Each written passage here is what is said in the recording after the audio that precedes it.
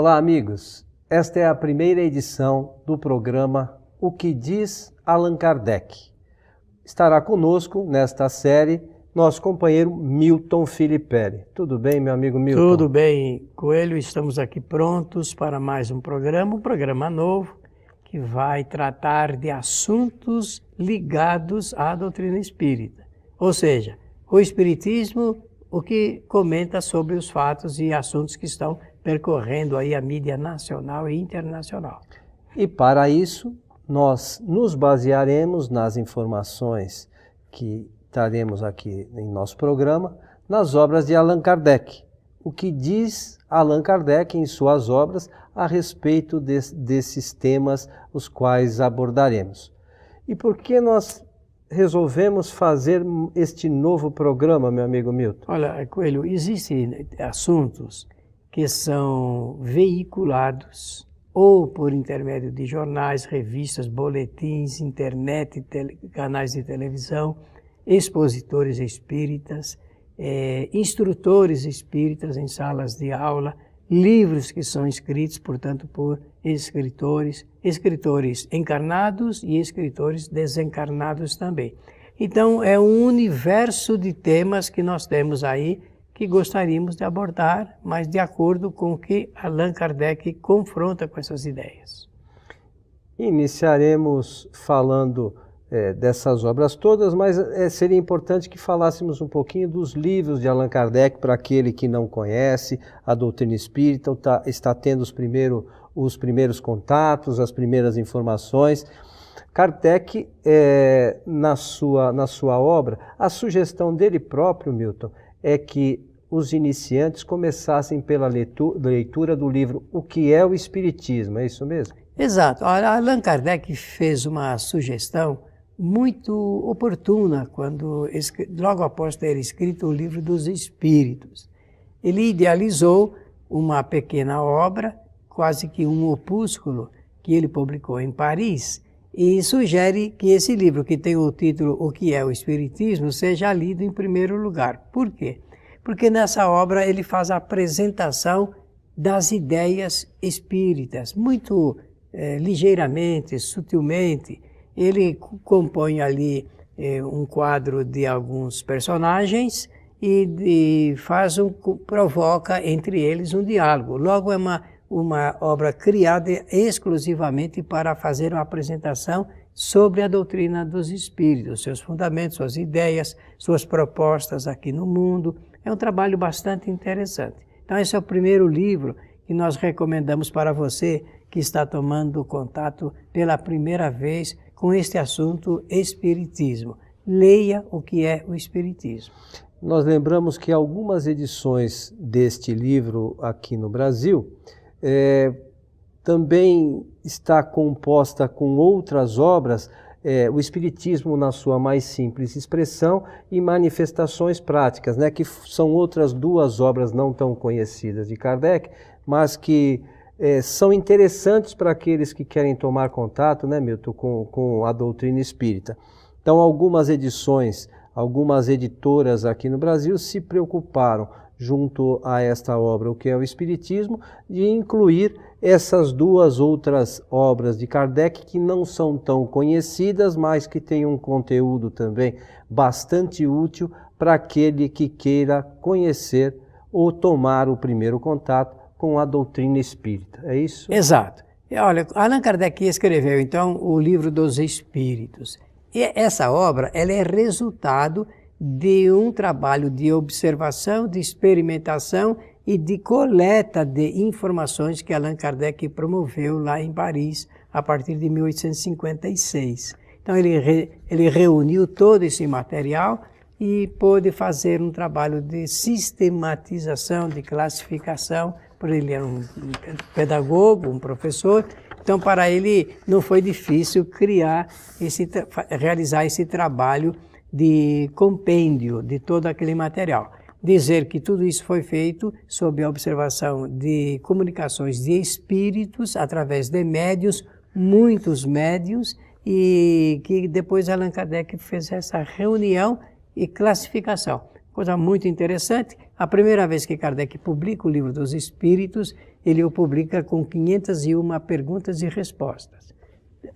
Em 1860, portanto, 3 anos depois, ele vai publicar o livro, numa nova edição, o Livro dos Espíritos, com 1019 perguntas e 1019 respostas. Na verdade, tem algumas perguntas que são desdobradas, no total são quantas, Milton? 1213.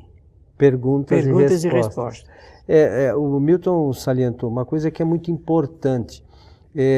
Kardec não se utilizou das informações de um único espírito, né, para compilar todo esse trabalho que ele realizou.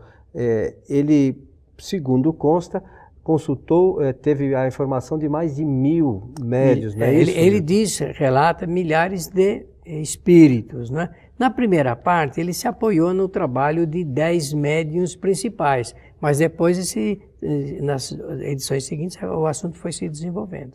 Então, é importante esta lembrança, porque não se trata da informação de um único espírito, pelo contrário, são diversos espíritos, e Kardec teve o cuidado de checar isso tudo muito minuciosamente, né, para verificar se as informações eram realmente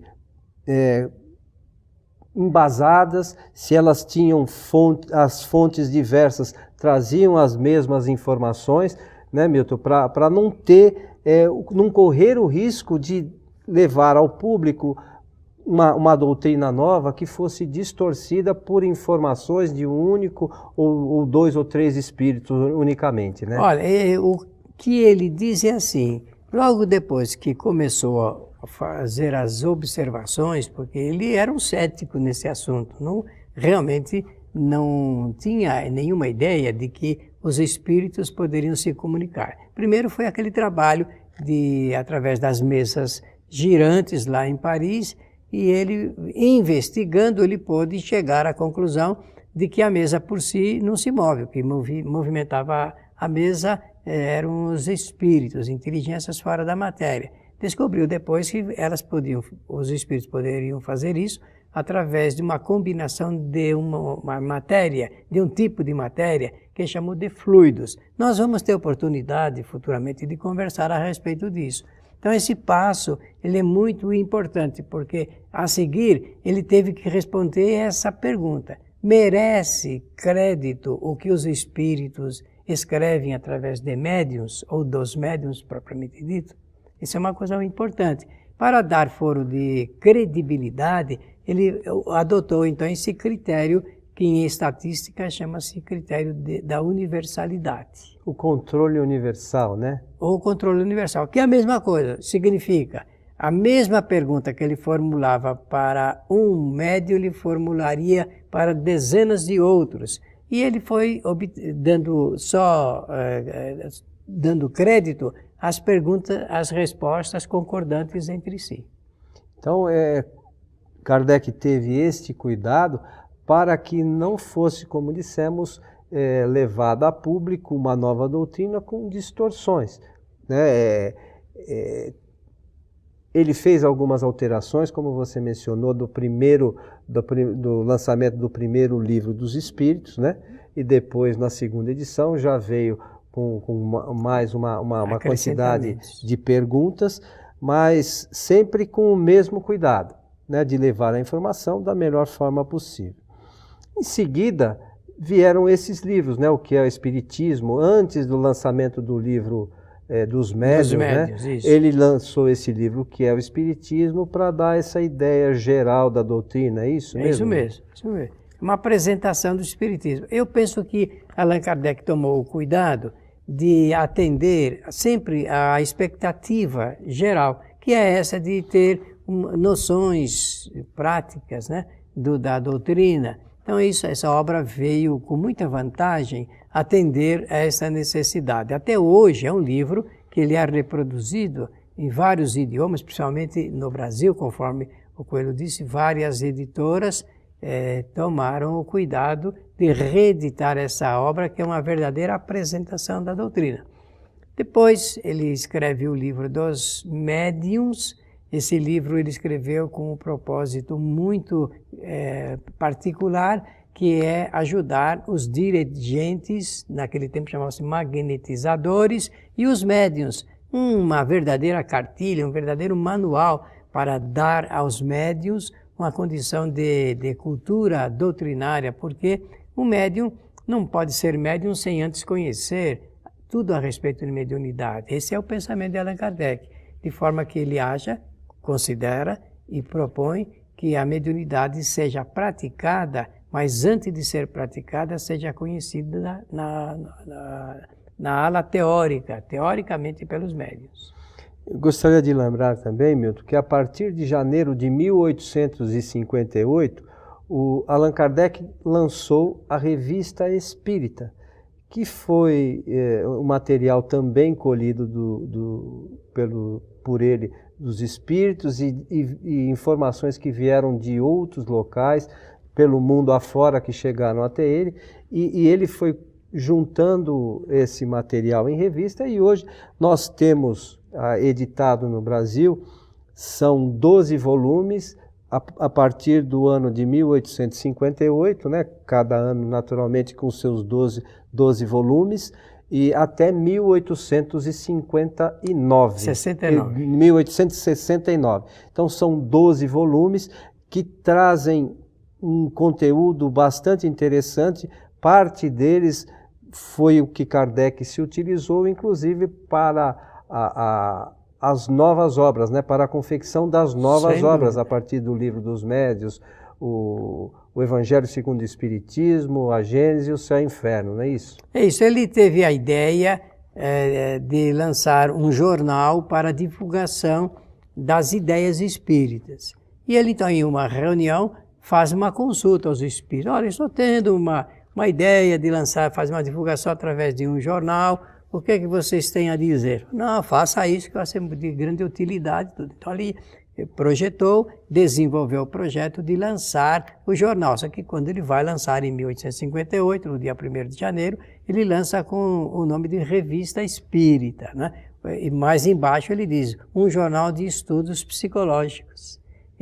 O que vem a calhar, porque ele está desenvolvendo ali uma teoria, uma doutrina ligada com o aspecto espiritual. Então, foi um trabalho muito importante, ele não vacilou em nenhum momento, e até a sua morte ele editou todos os números, né? São 12 números por ano, a partir de 1858 até 1869. Allan Kardec desencarnou no dia 31 de março de 1869, deixou preparado metade do número de abril, e os espíritas depois continuaram, depois da morte física de Allan Kardec, continuaram os espíritas de Paris a editar essa revista, que realmente tem um valor cultural muito grande.